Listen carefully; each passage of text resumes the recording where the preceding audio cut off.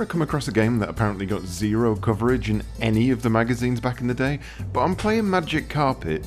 This one, not the good one. I'm not surprised. There's 3 levels. 3! That's 3 single screens, not like 3 big sprawling levels. 3 damn screens of marginal joy. And yes, I know it's a budget title, I know it only cost £2, but come on. There were budget titles for the same price that did a far better job of providing entertainment. Look how big Dizzy is for the same price. How much effort they actually put in. Codemasters made budget gaming actually worthwhile. You'll know something's up as soon as you compare the cover art with the loading screen. I can show you the world. Indescribable feelings. What is this, dude? Why does he look like that? These aren't the same people. This is like when you order a Big Mac expecting it to look like the photographs and it looks like someone sat on it before serving it up. So yeah, couple that with the very first instruction screen in which they didn't even bother to spell check the name of their protagonist. Aladdin, and you know you're in for a budgetary treat, if that treat is a dog treat.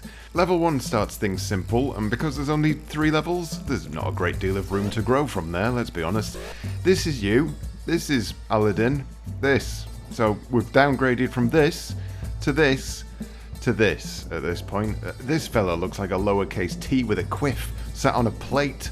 You're tasked with not touching anything or anyone, which I'm pretty sure is the first line of dialogue you'll hear when you're getting a job at the BBC these days. These are planets or cheese wheels, or the instructions say they're supposed to be boulders. Okay, these are plungers. This is a penis or a stick or something, I don't know. It was the 80s, use your imagination. The level finishes at this keyhole. You'd suspect, maybe, that you need a key, but no such fancy nonsense here. You just fly into the giant keyhole.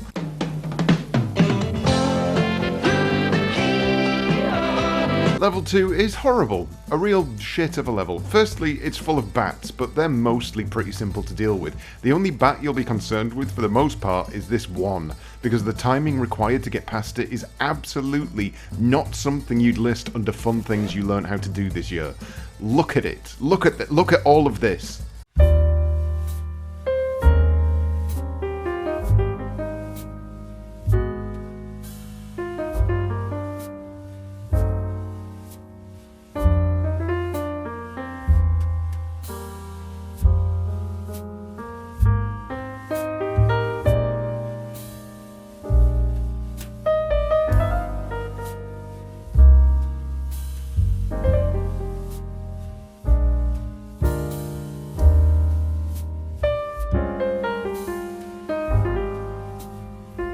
So you've got to get into this lift, timed perfectly, so that you pop out when the bat is moving away from you, and then you have to be so far up its arse by the time you reach the end of the platform that you can squeeze past it.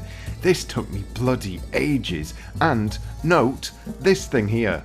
This is the developer saying, I know you hate this, I know you hate doing all of this. Look, there's a gap here, you could easily squeeze through that, but I'm going to put a laser beam or something in the way because I hate you and everything you stand for. Thanks, you dick. After that, it's plain sailing. You go through a teleporter because apparently those exist in Aladdin times, and then you just squeeze past these bats. Honestly, once you get past the first bat, the rest of this area is a piece of piss.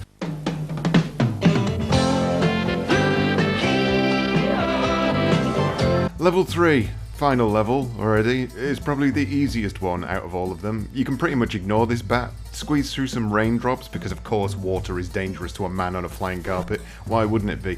Time it right so you can squeeze under the dragon, and then clearly the developers just gave up at this point because they put another keyhole at the end, presumably because there were going to be more levels, and then they just went, you know what, making a game takes ages, should we just release this?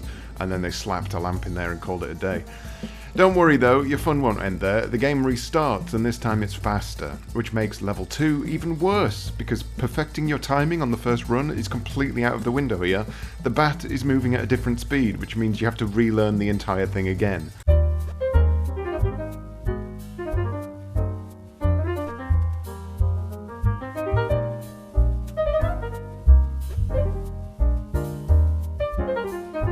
So I completed it again, and then it started again, but faster.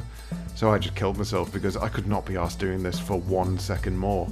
It's pretty amazing that for a game with a mere 3 levels, there's practically nothing good I can say about any of it. It's not like the developers strived for 3 perfect levels. The only thing that made me raise a smile, completely unintentionally by the by, was upon completing all 3 levels, you get this absolutely ridiculous noise.